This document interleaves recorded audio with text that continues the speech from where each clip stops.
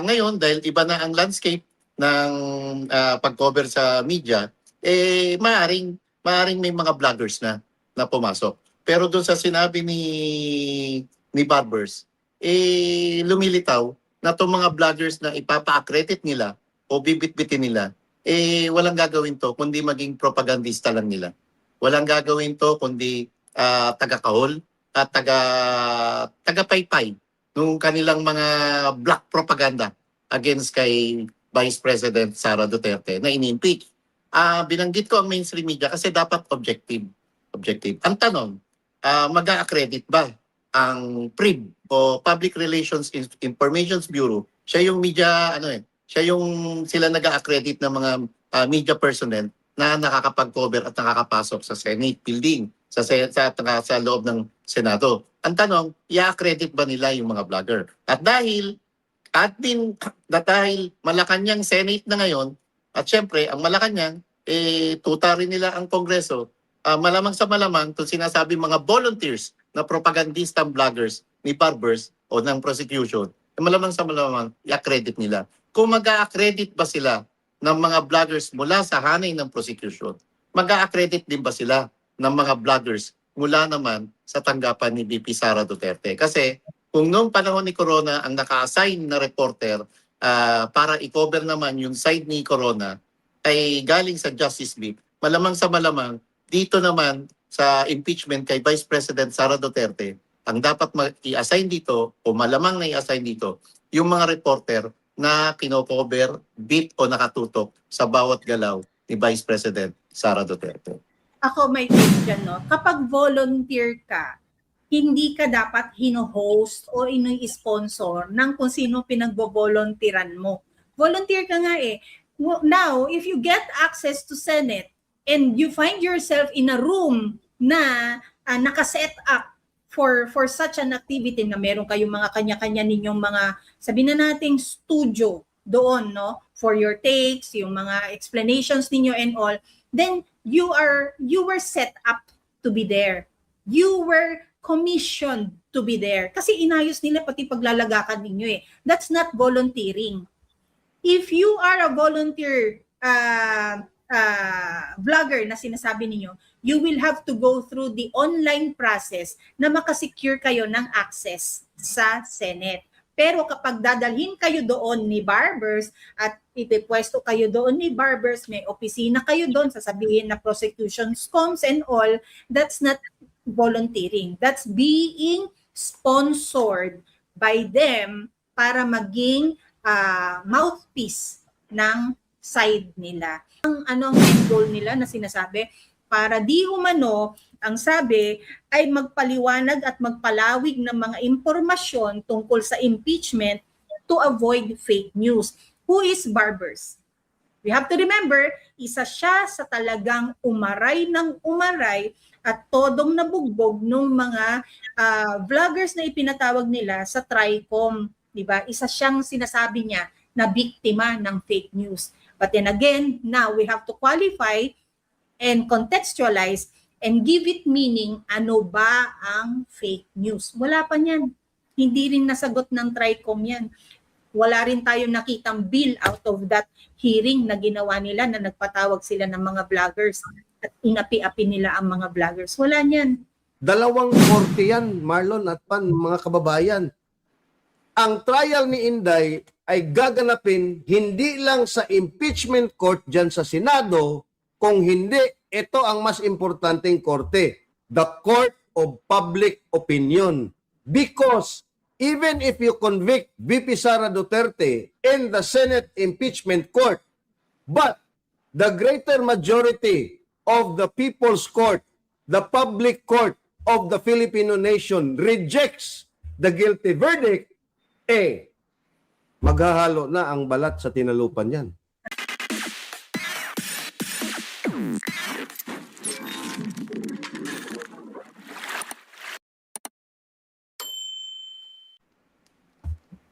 Yun.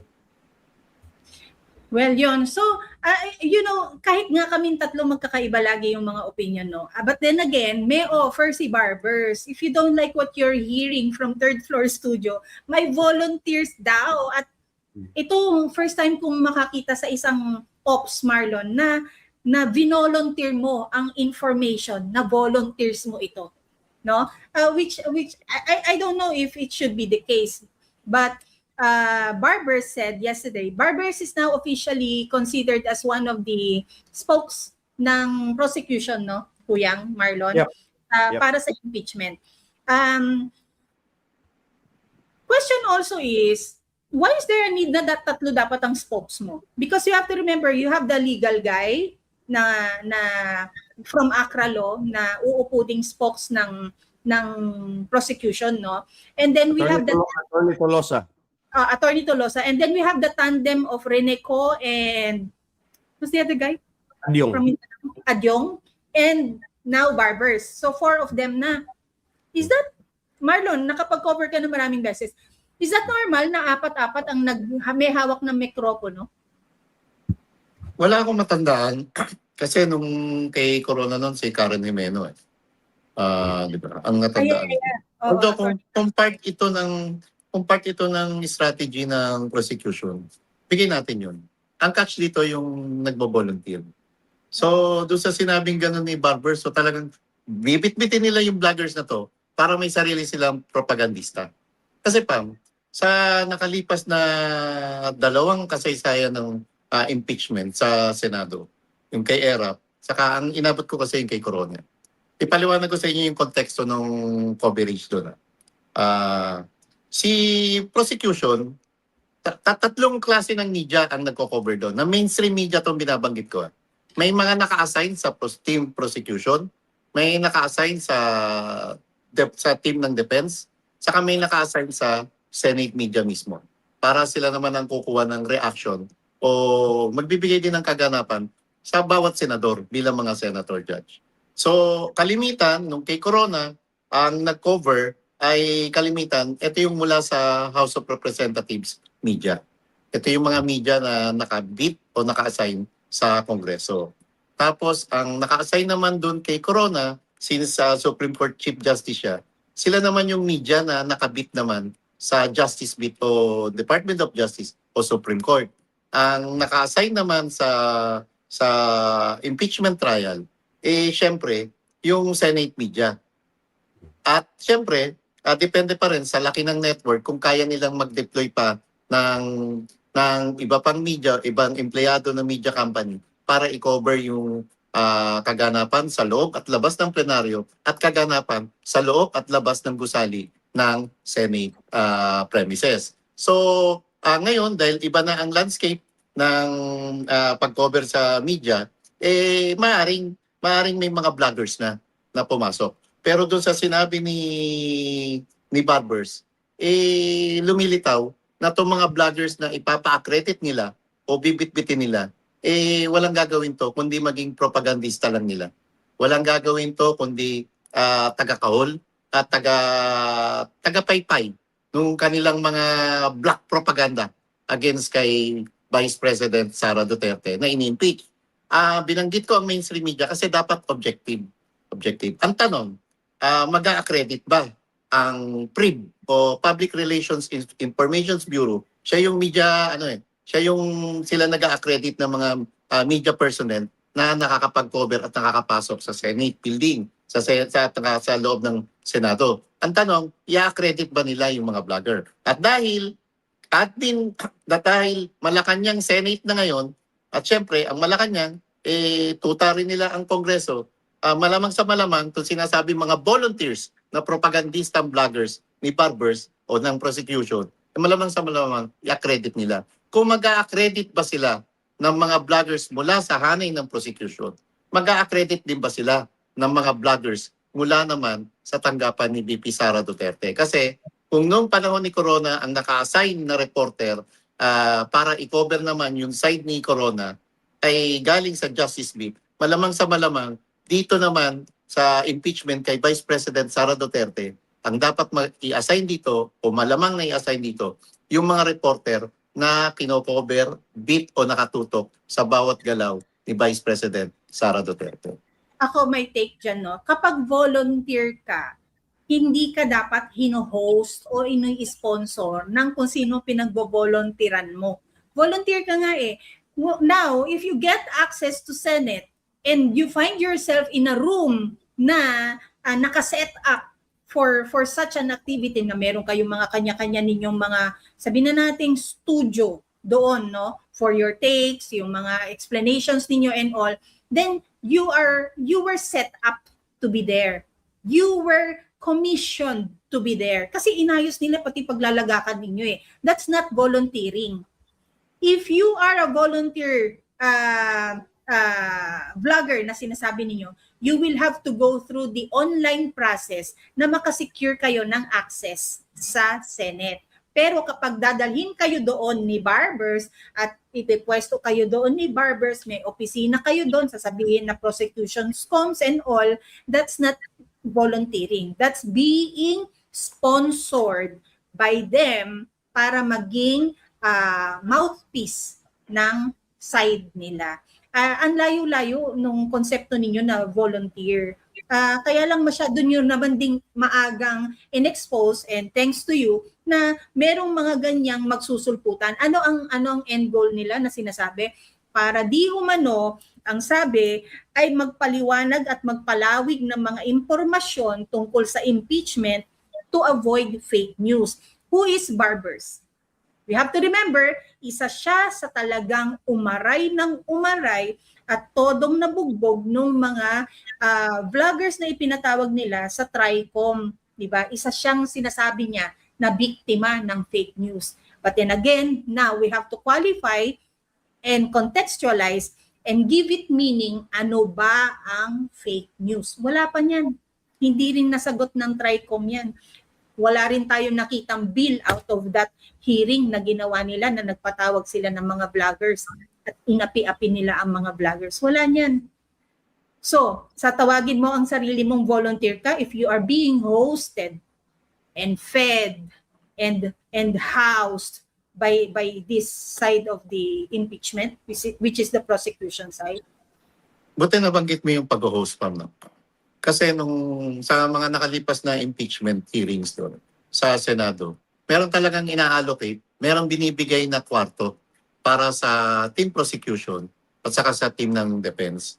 Yung kwartong yun yung pinaka-working area ng mga lawyers, at doon sa gilid na yun, nandun din yung mga reporters, yung mga naka-assign sa kanilang mamahayag na kino-cover, na exclusive na sila lang ang kino-cover. Kasi pag ikaw, reporter ka, i-cover mo yung bawat isang side, may hirapan kang ibigay, may hirapan kang consolidate. Kaya bawat team may naka-assign na reporter. Doon sa pag-host, expect na yan, meron talagang kwarto para sa prosecution, merong kwarto para sa defense, at doon sa gilid-gilid na yun, maglalagay ng working area ron para sa mga media. Ang hindi natin alam, kung idadagdag ba yung mga vloggers. Ang kalimitan naman kasi sa mga vloggers, live na nagbibigay ng kanilang input. Sa mainstream media, naka-hook up na yung kanilang mga kable sa PRIB. I don't know, ang technical room nila nandun na. So yung iba, yung mainstream naman, yung mga ibang vlogger, tayo pa, ginagawa na natin kahit hindi pa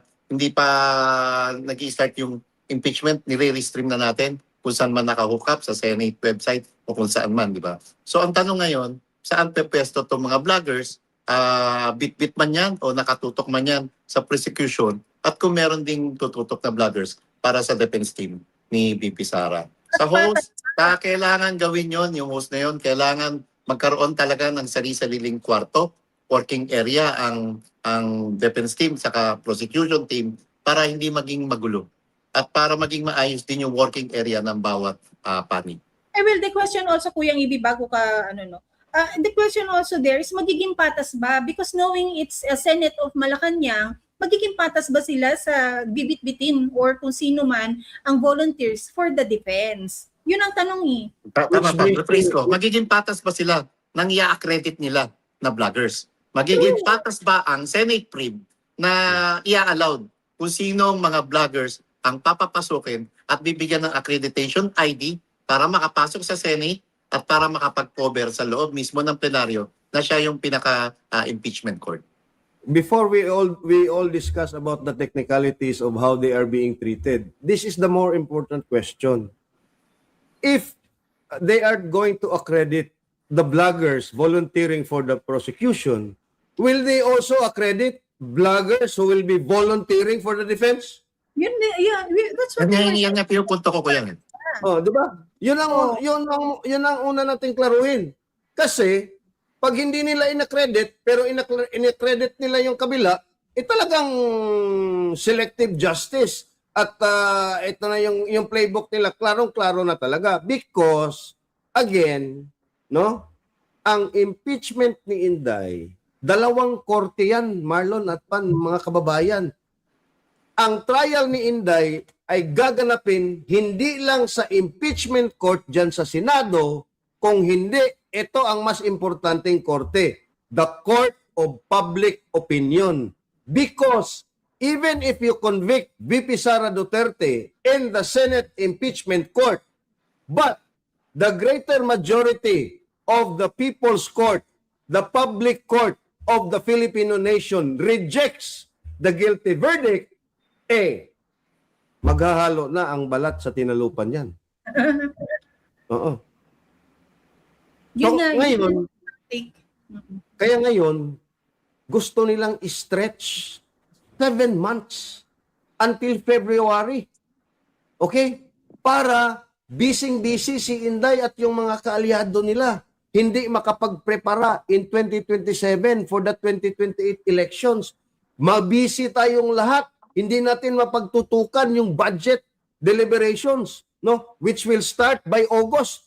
Right smack in the middle of the impeachment trial na hanggang Pebrero ang plano nila. Yung discussion at oral arguments doon sa mga unconstitutional questions ng mga GAA, various GAA, na klarong-klaro na. Yung mga nagaganap sa flood control anomalies na kung ngayon ay binibendalo na at binibreakdalo na nga ni Boying Rimulya. Gusto nilang madistract ang Filipino nation, ang bansa. No? Dahil tutok tayo. Anong sabi ni Erwin Tulfo? Let's move on na sa flood control dahil mas may mga importante pang bagay daw. Ano ba importanteng bagay? Sabi ni Erwin Tulfo na ilipat daw yung bird sanctuary from Parañaque to somewhere else. Yung pamangalan ng waling-waling as the national orchid. Yan ba yun? Yung ba yung pag-e-epal ni Risa Ontiveros sa kanyang committee ng yung excise tax nga, di ba? Hindi nila hinarap yan Kuyang. Yun nga Saan nila in-extend yan? Yung cancellation muna ng excise tax sa LPG. Kaya nga, again, sabi natin noon pa, this will be the stage for their black propaganda and demolition job against the Vice President. And part of the demolition job so that they will have an aura of plausible deniability, ay hindi namin yan, volunteer bloggers lang yan. Hindi namin gusto sa kanila lang yan, opinion nila yan. They have plausible deniability na hindi sila nagdidikta sa mga bloggers na yan. Pero I'm pretty sure dinidiktahan nila yan at probably meron din silang inaabot ng mga envelope.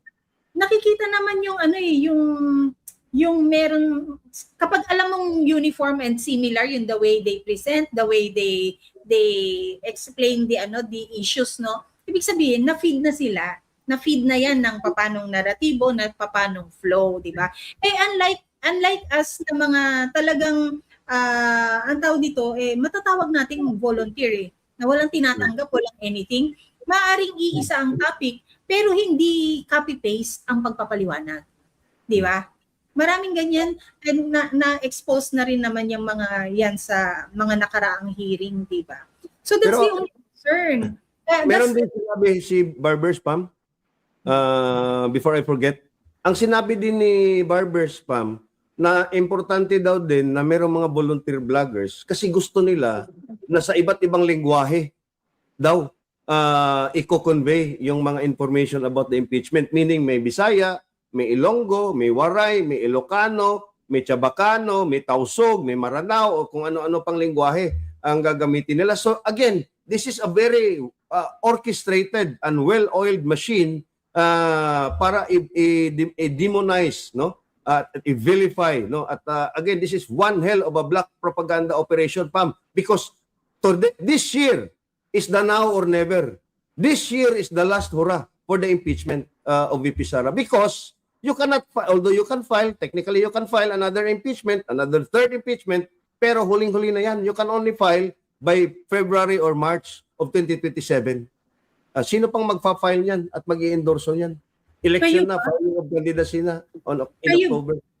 Kayo ba, when you volunteer, do you make it known na mag-volunteer ako ha? Because now that I'm volunteering, we would like to present yung mga information na yan sa Waray, sa Chabacano, sa Ilocano, sa Kapampangan, sa ganito, sa ganyan. That's already presenting a proposal. It's not even volunteering na, kasi when you volunteer, you just do what you do. You do not make it known sa principal. Diba? Let's say ito, sa house. Do not make it known to the house na, here's our white paper. Read it. Tapos nakalagay, volunteer kami ha. Hindi. That's not the case. Hindi ganun yun. Yung sinabi na yun ni Barbers, no? Kulang na lang aminin niya na talagang umaaray sila sa mga vloggers. Kaya nagpaparesponde sila ngayon sa sariling vloggers ng Palasyo ng Malacanang.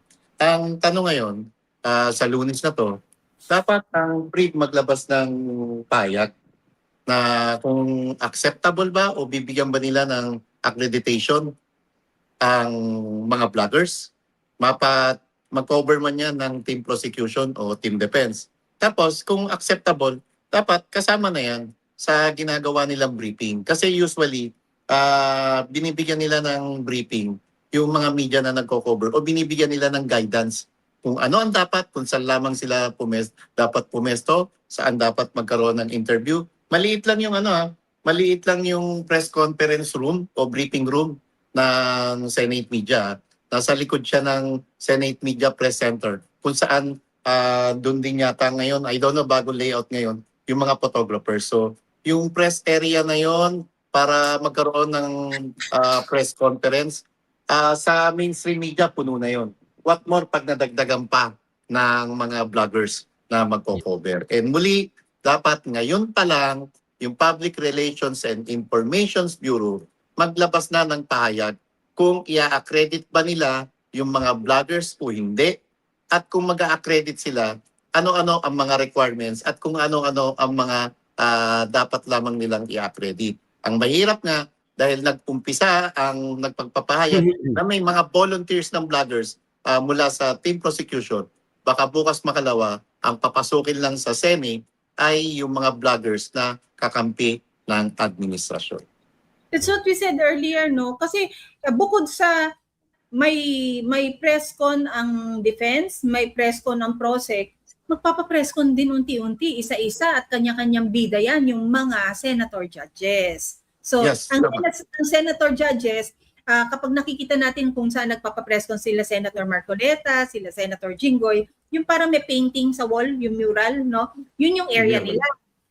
That's for them alone. Eh nung ang recent na nakita nga natin yung mga yung press con nila sila Attorney Poa, iba parang nasa hallway lang sila, meron lang elevated something na doon sila tumuntong, and then yung house nagkaroon ng isang room, committee room, doon sila nag press con. So paano magiging ayos? Because impeachment is a public concern which should be open to the public. Kaya lang sa isang memo na nilabas nila, they will open the session or the impeachment hearing to be witnessed by the public.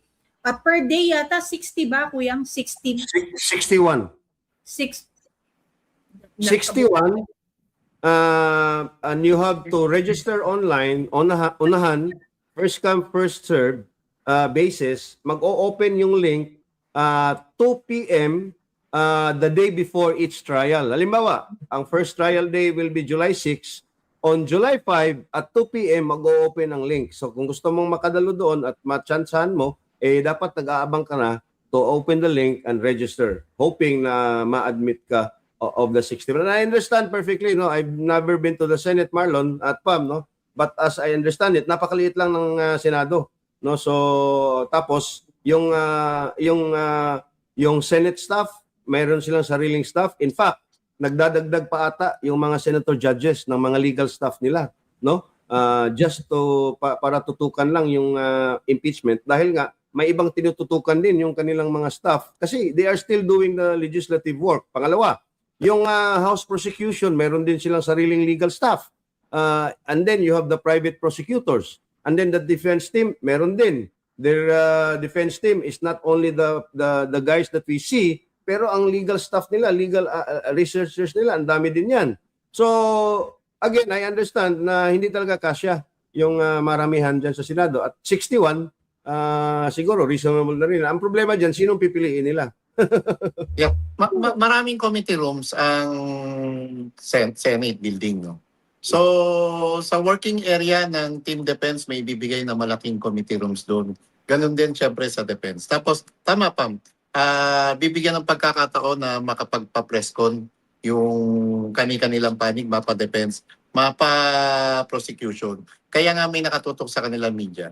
Ngayon, kung yung binabanggit ko na briefing room, doon pa rin sila, o baka sa mga committee room na ng mga defense o prosecution yung gagawin yung kanilang gusto nilang presscon, depende na rin sa pamunuan ng Senado kung papahintulutan ba yun. Matagal na tayong hindi nakabalik ng Senate PAM, kaya yung physical setup ngayon sa impeachment coverage, hindi natin kabisado kasi kung matatandaan ko, ulit tayo pumunta sa Senate PAM nung inaresto pa si Agent Jonathan Morales. So, sana mabigyan tayo ng pagkakataon na masilip din kung paano yung setup na yun. Pero most probably, walang pinag-iba ito sa dating coverage. Ang madadagdag lang ay yung mga vloggers kung papahintulutan ba talaga silang makapasok at makapag-cover ng impeachment trial. Okay, let's go back to the context of Barbers when he said na may mga vloggers na nagvo-volunteer to help them. Kung sa kanya lumapit, edi pro-impeachment tong mga to, di ba? Because ang objective nila, ang sinasabi, ay ang pagpapalawig ng mga impormasyon tungkol sa impeachment at yung maiwasan ang pagpapakalat ng fake news. Dahil daw may mga vloggers versus pseudo-vloggers. What do we mean by pseudo-vloggers? Pseudo-vloggers means mga bogus vloggers, fake, and boodle vloggers. Now, how do we now say and why, ano ang qualifications na meron si Barbers for him to say na itong mga nagbobolontaryo para sa side nila ay hindi pseudo-vloggers but instead are vloggers? Because you have to remember, they invited the vloggers ng creme de la creme, di ba? Diyan sa nandyan sa Tricom. Kasama yung Ibi Hugalbut diyan, di ba? Kasama yung Crisette Chu diyan, di ba? Kasama yung Joey diyan, kasama yung Tio Moreno and everyone else no na nasama diyan. Sila yung talagang thinking class. Yan yung hindi mo bibigyan ng script pero pag umupo, bigyan mo ng mikropono, hindi mo mapapahinto. Yan yun. Meron din decent din ang numero ng mga nakasubscribe at nagfa-follow. So, sino tong mga vloggers nilang to? Ilan ang followers? 'Di ba? Ano ang kalidad ng pagpipresenta ng mga impormasyon? So, how do you not qualify which is a vlogger and which is a pseudo vlogger? Yeah. Yeah. And Pam, ano ko lang yung sabi ni Barbers, may mga lumapit sa kanila. Nek-nek mo. Kayo lumapit sa mga bayarang vloggers para tulungan kayo. Hindi natin alam yan. Baka nga naman totoo, Marlon, na siya ang nilapitan. Hindi natin alam na kung sila ba ang lumapit. Mahirap nang magbitaw ng mga ganyang salita, Marlon, at nasa kapangyarihan yung mga yan. So mas maging maingat din tayo sa pag-allege na baka nga talaga sila ang nilapitan. Because he's saying Barbers was once a congressman and honorable. Up to now, probably he's really very honorable. Talagang yan nilapitan dahil maaaring itong mga vloggers na nag-volunteer, they feel the same honor na meron tong mga honor na to, kaya sa kanila nag-volunteer. So, baka ganun. Baka naman totoo na sila ang nilapitan. Alam mo pa, pag nagvo-volunteer ka, meron ka ring honor. Anong Ano? tawag dyan na honor? Honor. Honorarium. Honorarium. Yun. Gets mo.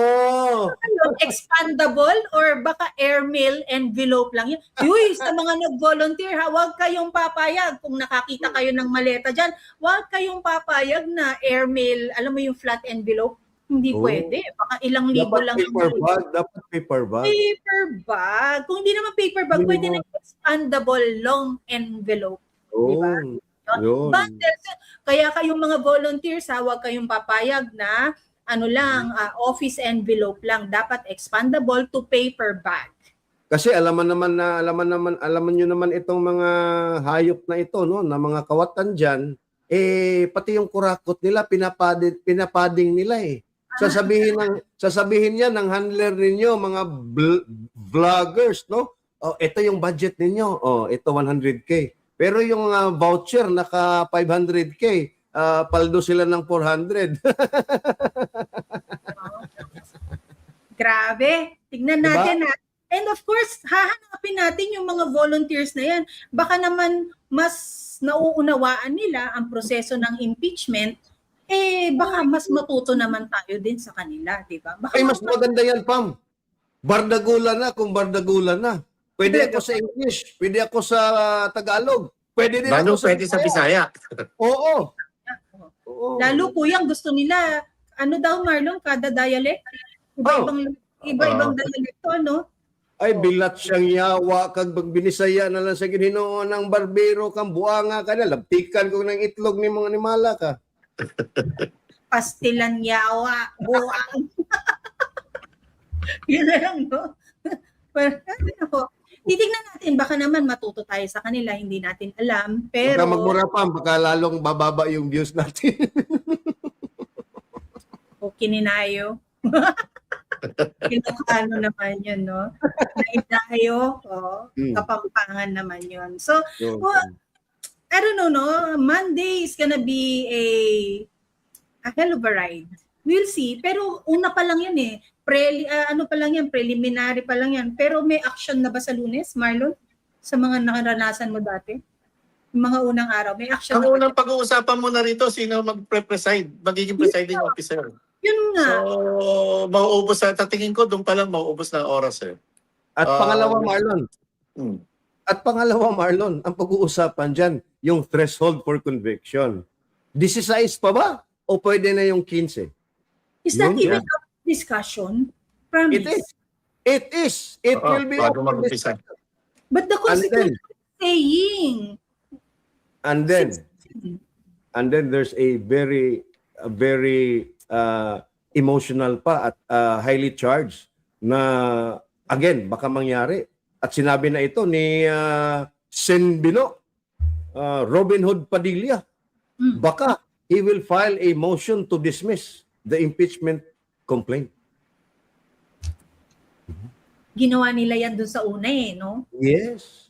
Oo. Kasi yun talaga naman ang kanilang paninindigan at sinasabi ng black and white ng libro, ito ay unconstitutional. It ended na void ab initio nga naman, di ba? Sa tulong din ng Korte Suprema. Papasok ba on time ang Korte Suprema sa kanilang interpretasyon ng batas?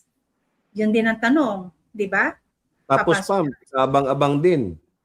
Sino ba yung mag-o-opening statement at will be the lead prosecutor? No, will it be a Jinky Luistro na kinain ng buhay ng isang attorney Sheila Sison? Alam naman natin na maglilid sa defense team will be attorney Sheila Sison, no?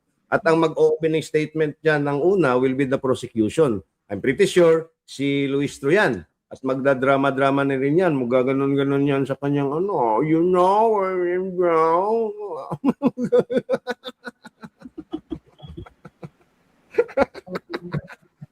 Mukhang mataas ang sugar ni Luistro, pati blood pressure. Sa tingin ko lang. Oy, bago mataas ang sugar ni Luistro, Kuyang Marlon, tatandaan natin ang isasalang nila sa Lunes for impeachment ay 4 consecutive years na nakakakuha ng isang unmodified COA audit report. Congrats, Inday Sara Duterte. Galing. At sa buong Grabe OVP. ko, Inday. Galing. Grabe ko, Inday. Kasi isa sa laman ng mga impeachment articles ay ang di umano'y sinasabing kapag wawaldas, pagwawaldas ng budget or ng kaban sa ahensya. No?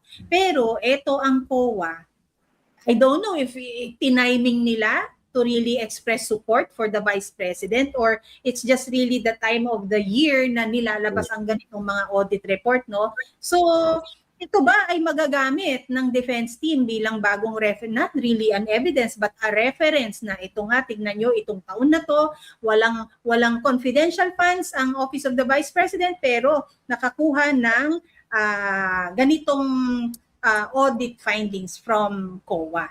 Of course, gagamitin yan because the final arbiter of how the budget of a certain department was used, whether graft or corruption was involved, will always be the COA.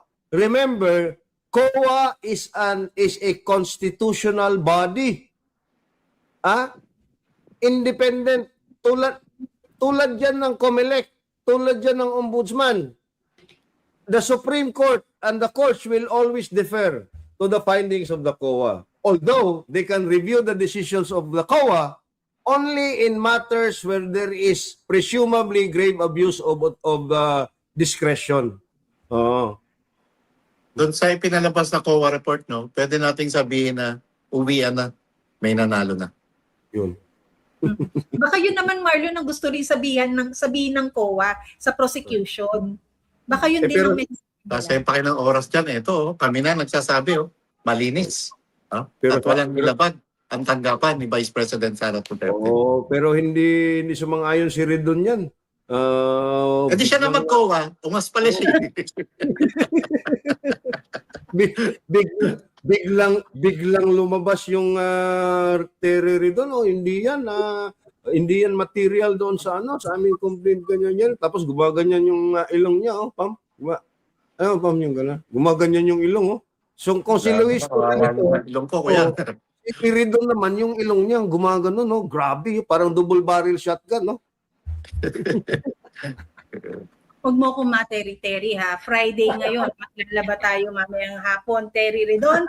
Para bukas, magtutupi na lang and then on Monday, tutok tayo dito sa magaganap na the biggest, how should we call this? The trial of the century? I don't think so. Lagi nang nagagamit yan. The biggest test to our Constitution. Yes. Is impeachment na gagawin dito sa Monday sa July 6, 2026. Titignan natin kung sino sa mga na magkakaklase sa 20th Congress ang mambababoy ng konstitusyon ng Pilipinas. At kapag yan ay ating nailista sa ating mga do not vote list, dapat yan ang ikampanya natin to finally say that we are one and not yet done. Diba? And it is also the test, Pam, of our constitutional democracy, kung totoo bang demokrasya tayo. At yung test ng ating republican democracy, if we truly are a republic, in which case, true power emanates and the true sovereign are the people. They are just elected to represent us. Yun ang isang malaking test sa ating medyo bata pa na demokrasya ng Republika ng Pilipinas. At ang lahat ng mga pambababoy sa konstitusyon na posibleng gawin na mga administration senators, wala namang ibang itak dito, makakatimon o makakapagmando ng tunay, tapat at nararapat, kundi ang Supreme Court. Kaya dapat yung sense of urgency ng Supreme Court sa pagkilos, paglabas ng desisyon, kung ano ang tama at kung ano ang naayon sa konstitusyon, dapat maging mabilis ang gagawin nilang aksyon. Wala namang dahilan para magpatumpik-tumpik pa ang mga magigiting na justices natin sa Supreme Court. Dahil kapag binaboy na ito at pinahintulutan ito sa pamamagitan ng pagtutulog-tulugan nyo at pagiging kukupad-kupad nyo, tuluyan akong mababasura ang konstitusyon ng ating bansa. Dagdag ko lang dahil nabanggit ni Marlon ang Supreme Court, This is unprecedented. This is historic. This is the first time isang sitting vice president ang ini-impeach. Okay? And this is the first time that the question on threshold will be addressed. And probably ay aabot ito sa Supreme Court. Why? During ERAP's time, no, hindi umabot sa conviction kasi nag-resign eh. Okay? During Corona's time, ang nangyari doon, I think there were 22 senators kasi dalawa ang na-appoint ata doon sa cabinet. So meaning to say, 22 talaga. Pero overwhelming yung vote to convict at 20 senators ata, no? Or 21 ba yun? Or 20 plus 1 nag-abstain. But in any case, dito matitest ang ating constitution talaga, yung textual meaning of our constitution. And ito, dito talaga nakadepende kung gaano ba talaga kalakas ang ating demokrasya at yung mga haligi ng ating demokrasya, especially ang ating constitution. Yun. At of course, this is a true test to every Juan de la Cruz, no? Tayo ba ay papasa sa ating constitutional duty sa pakikipaglaban ng ating karapatang pantao dito sa ating sariling bansa na dapat ay demokratiko ang paraan, no? Papasa ba tayo? And then gugustuhin ba natin? I-tolerate na lang ba natin? Ganun, no? Ako, naniniwala ako na humihingi ng suporta si VP Sara sa darating na to, hindi lamang yung suporta kundi siguro dasal, hindi para sa sarili niya. Naniniwala ako na ganun, maaring ganun. Ang dasal niya para sa survival. Kuyang, no? Minsan na niyang sinabi yan, yung survival ng bawat Pilipino hanggang sa matapos ang rehimeng Marcos. Maraming salamat po sa inyo. Nag-overtime po tayo ngayon. But again, no, maraming salamat sa mga hindi po sumasang-ayon sa ating mga opinion. Maring magbigay na lamang po ng sarili ninyong opinion. Iwasan na ho natin as much as possible yung personal, di ba? Yung personal na ayaw nyo si ganito, ayaw nyo si ganyan, mali si ganito, mali si ganyan. Ang ilaban po natin yung mga opinion natin. Hindi po yung pag-aatake sa kanya-kanyang mga personalidad na hindi ninyo sinasang-ayunan. Maging iba tayo sa mas maraming magkakapareho na, which is yung the toxic type of expressing our dissent. Ito sana mas maging mas intelihente at yung mas maging para pro-Pilipino, hindi yung against each other. Para hindi tayo pareho sa kultura ng cancel culture na meron ang dilaw. Ganun na lang po. Humihingi ako ng pasensya kung sino man po yung mga natarayan natin dyan. Pero sana ganun, tulungan po tayo na mag-promote tayo ng peaceful expression of dissent. Ganun na lang. Because again, I'll have to remind everyone, we are not your enemies. Yay. You are not our enemies. The INC is not our enemies. In fact, the church as an institution, the Catholic Church, is not our enemies. Our real enemies are sitting in Malacanang and the halls of Congress. Sila yung totoong kaaway. Kaaway ng ating bayan at ng ating demokrasya. You have to remember that. Yon, maraming salamat po. Mag-almusal na po ang lahat. Magtimpla ng panibagong mainit na kape sa kanilang mga tasa. Muli, ako po si Pam at si Inday Sara, ang aking presidente. Ako naman si Marlon at si Inday Sara Duterte, ang aking presidente. Ako si Ibi Hugalbot, gikan sa Sugbo, alang kaninyo. It's a Friday. Think moderately and drink carefully. Si Inday Sara, ang aking presidente.